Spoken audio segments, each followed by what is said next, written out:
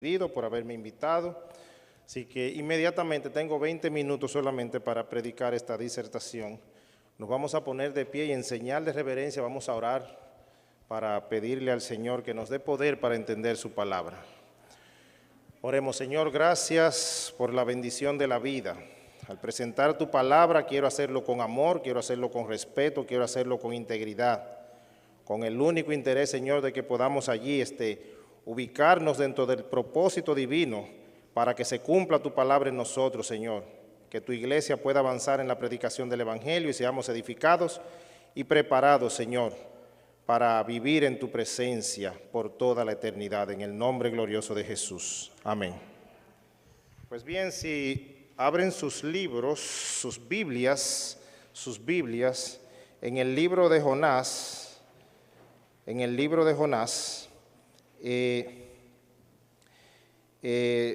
bueno, usted dirá, sí, el libro de Jonás, sí, hermano Rubén, esa historia yo me la sé. Jonás se negó y salió huyendo de la presencia del Señor y por ahí íbamos. Pero lo cierto es que el libro de Jonás tiene algo muy peculiar. Podemos leer en el capítulo 1 del libro de Jonás, escrito por el mismo Jonás en el siglo 8 antes de Cristo. Señala cómo trabaja la gracia y la misericordia de Dios hacia un mundo perdido. Jonás, su nombre significa paloma, pero Jonás tiene un problema. Dios lo llama y dice el capítulo 1, verso 1, vino palabra de Jehová a Jonás, hijo de Amitai, diciendo, óigase bien, la iniciativa no viene de Jonás, viene de Dios. Y vamos a enlazar la misión de la iglesia de manera actual. La iniciativa de una iglesia no viene de nosotros, viene de Dios. Dios tenía en planes, antes de fundar el mundo, si el hombre fallaba, crear una iglesia para la predicación del Evangelio y preparar al mundo para que venga de vuelta a Cristo, que iba a ser su Redentor, para entonces restaurar la raza humana a su condición edénica. ¿La palabra de dónde viene? Viene de Jehová. La iniciativa no es de la iglesia, la iniciativa es divina. La palabra es divina. De ahí que el poder que la acompaña viene directamente del cielo, viene de Dios. Entonces Dios elige a Jonás como mensajero. Y dice el verso 2, levántate y ve a Nínive, aquella gran ciudad, y pregona contra ella, porque ha subido su maldad delante de mí. Y Jonás se levantó para huir de la presencia de Jehová a Tarsis y descendió a Jope. Y halló una nave que partía para Tarsis y pagando su pasaje entró en ella para irse con ellos a Tarsis, lejos de la presencia de Jehová.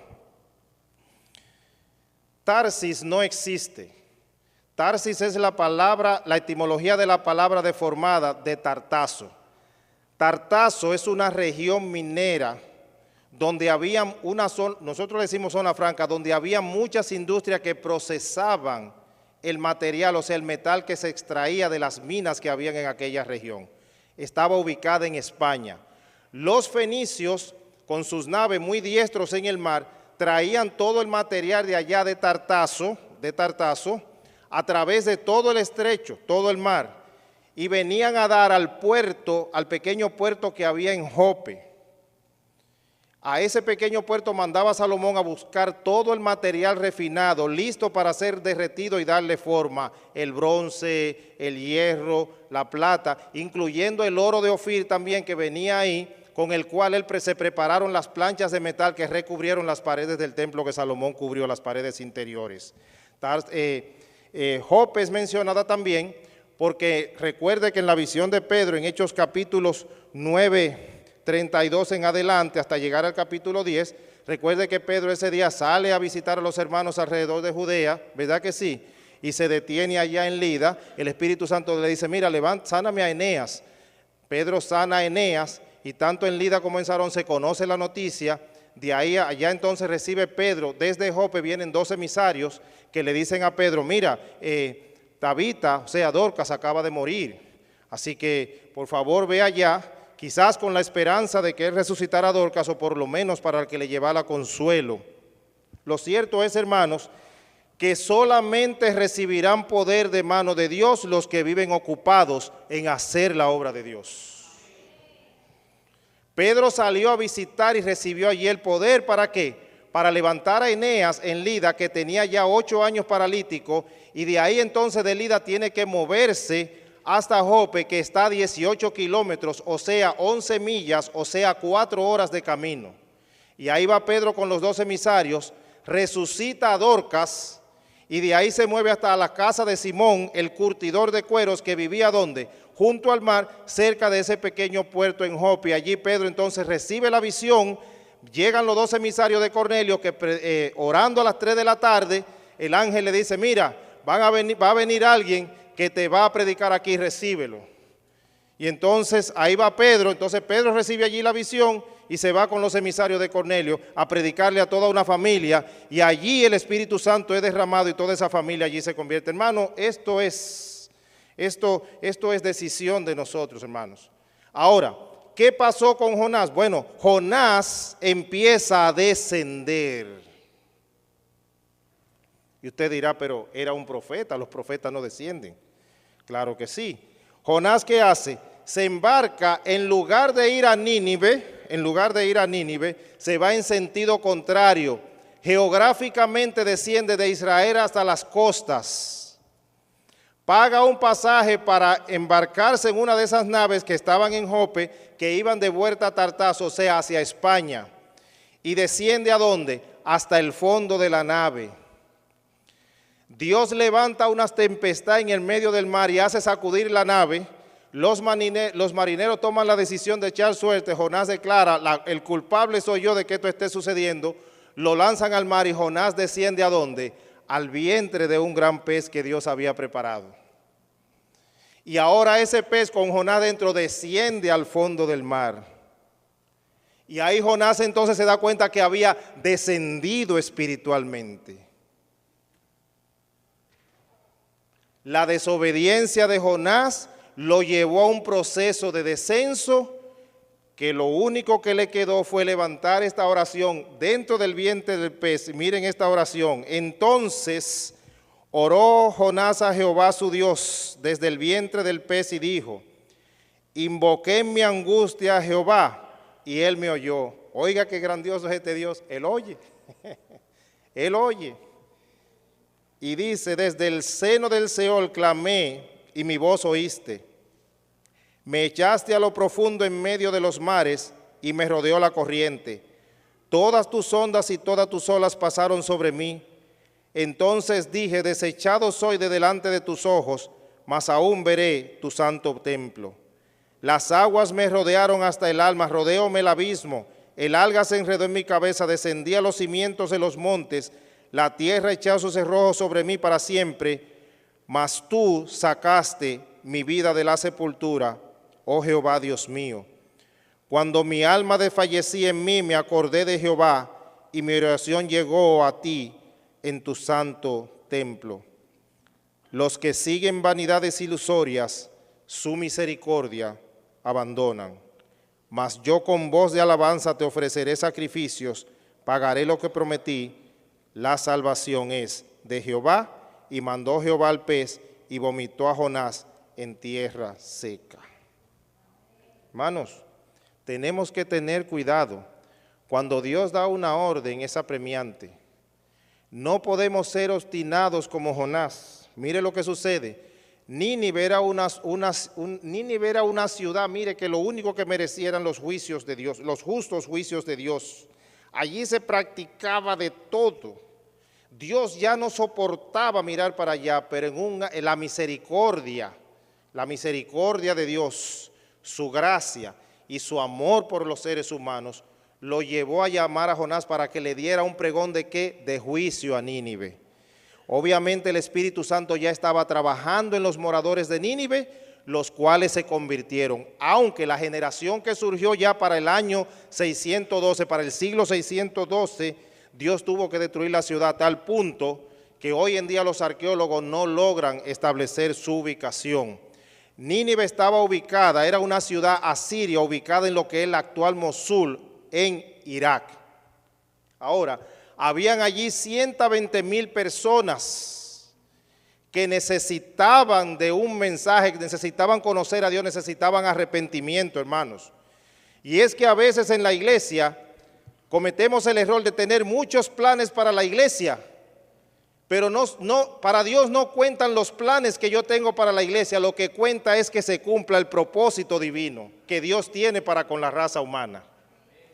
Y estamos a veces muy preocupados por las cosas materiales y las bendiciones materiales que tan abundante Dios nos da, que preocuparnos por un mundo que se pierde allá afuera en el pecado. La obstinación es peligrosa y se lo voy a decir por qué. Primera de Samuel, en el libro de Primera de Samuel, mire lo que le dice Samuel mire lo que le dice Samuel a Saúl. Samuel le dice a Saúl, Primera de Samuel, capítulo 15, verso 22, Samuel le dice a Saúl, se complace Jehová tanto en los holocaustos y víctimas como en que se obedezca a las palabras de Jehová. Cuando Dios da una orden, como se la daba,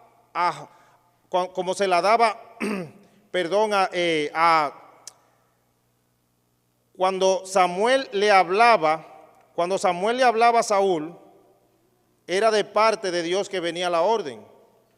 Y cada vez que Saúl ejecutaba las acciones de Dios, había un problema con Saúl. Saúl siempre escuchaba el consejo de los ancianos, de sus capitanes, y nunca hacía las cosas exactamente como Dios se las decía. Dios le manda un mensaje a Saúl a través de Samuel y le dice, se complace Jehová tanto en los holocaustos y víctimas, como en que se obedezca a la palabra de Jehová. Ciertamente el obedecer es mejor que los sacrificios y el prestar atención que la grosura de los carneros. Porque como pecado de adivinación es la rebelión y como ídolos e idolatría la obstinación. Por cuanto tú desechaste la palabra de Jehová, Él también te ha desechado para que no seas rey. Jonás, en lugar de estar preocupado por ir a salvar la vida de 120,000 personas, alimentó su odio hacia los asirios, que lo llevó a él a hacerle juicio a la ciudad, que no era el plan de Dios, no era realmente el plan de Dios, sino salvar toda la ciudad. Y en lugar de eso, quiso darle a Dios lecciones de justicia. Y eso es un error. A veces creemos que el evangelio es selectivo y el evangelio no es selectivo. El evangelio debe predicarse de manera universal. ¿Entiendes? Entonces, aquí, en este tema de Jonás, nosotros tenemos que entender que es la voz de Dios que nos ha llamado como iglesia para que nosotros podamos trabajar para preservar la vida de los seres humanos que están muriendo allá afuera sin Dios y sin esperanza. Es eso, hermanos. La iglesia se reúne aquí, pero la misión de la iglesia no es quedarse aquí. Tenemos que abrir las puertas e ir allá afuera, como dijo el rey, fórzalos a entrar. ¿Por qué? Porque es apremiante. ¿Usted sabe lo que está sucediendo en este momento? Bueno, yo se lo puedo decir en este momento, mire. El tiempo se va rápido, me quedan 6 minutos. Pastor, estos relojes acaban con uno, pastor. Hermanos, vámonos a casa. Usted y yo no somos de aquí. Dios le está diciendo a sus hijos, ayúdenme. Él no necesita la ayuda, nosotros necesitamos que Dios nos ayude a participar con Él. Entonces Dios lo que está pidiendo es, por favor, ayúdenme a salvar a esas personas. Es el ruego del Espíritu Santo a la iglesia. No porque Él no puede hacerlo, sino porque es la forma en que nosotros podemos prepararnos para el cielo. Dios está pidiendo ayuda, hermanos. No se lo deje al pastor. Para eso la conferencia puso un pastor y el director de obra misionera. No, hermano, todos estamos envueltos en arrebatarle la presa al valiente. ¿Está bien? Empezó un juicio investigador que entró en sesión el 22 de octubre del año 1844. Cristo pasó del lugar santo, terminó su obra sacerdotal en el lugar santo del santuario celestial y el 22 de octubre de 1844 pasó a ser una obra sumo sacerdotal en el lugar santísimo, y se le está haciendo un juicio investigador al pueblo de Dios. El zarandeo está en pie, hermanos.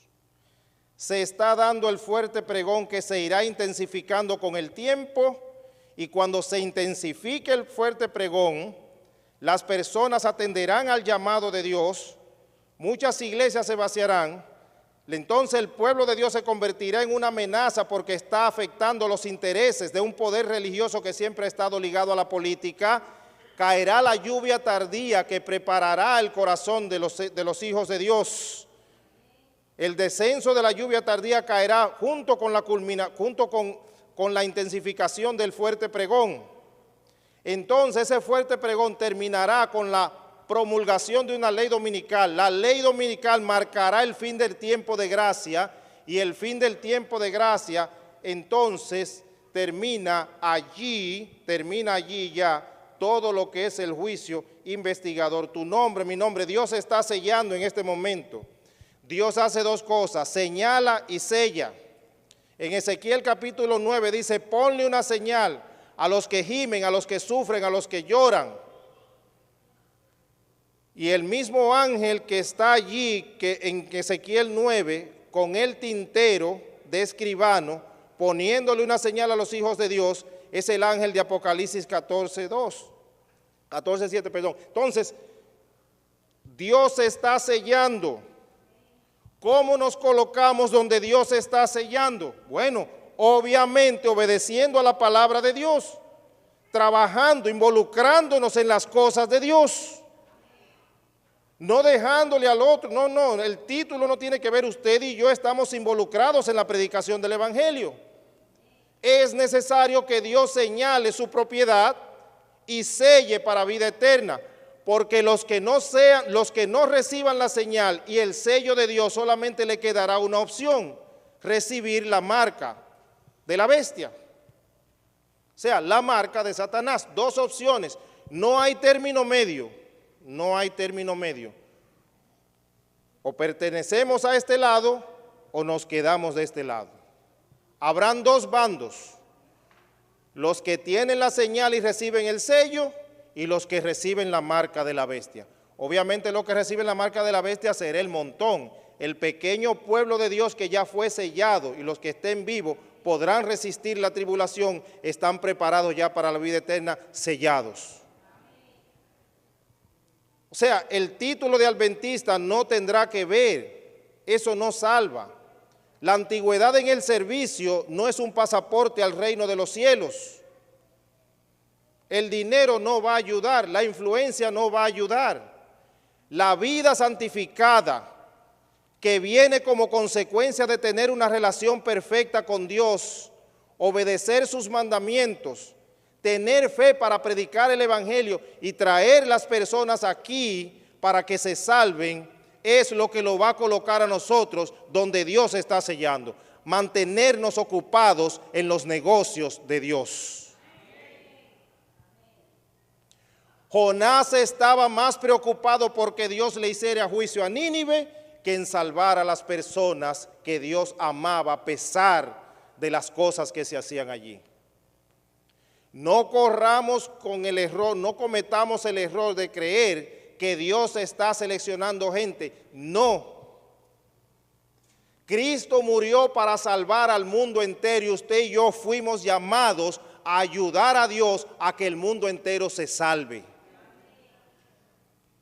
Será una decisión personal del que no se quiera dejar salvar, pero usted y yo trabajamos para salvar al mundo. Punto. Eso es todo.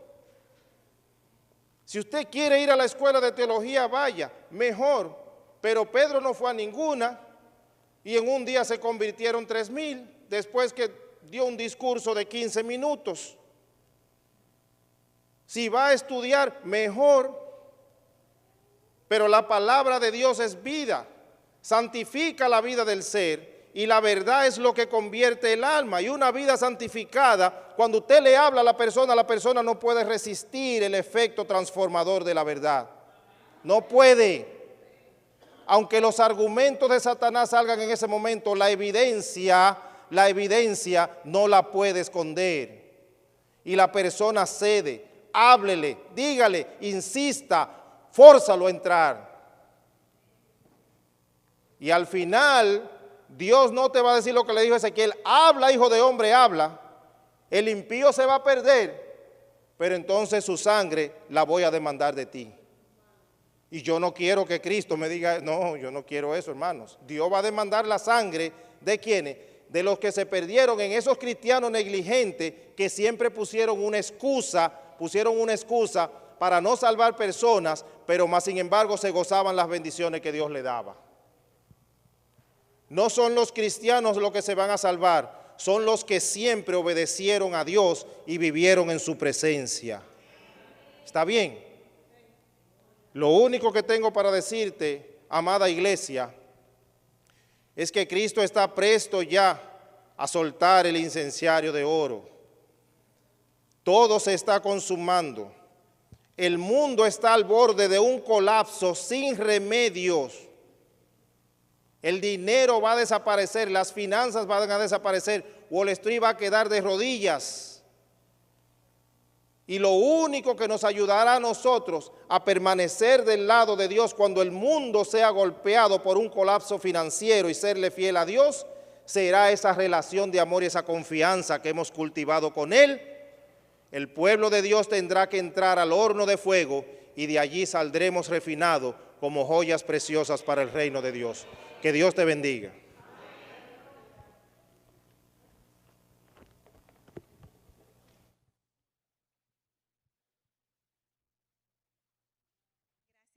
Poderoso tema.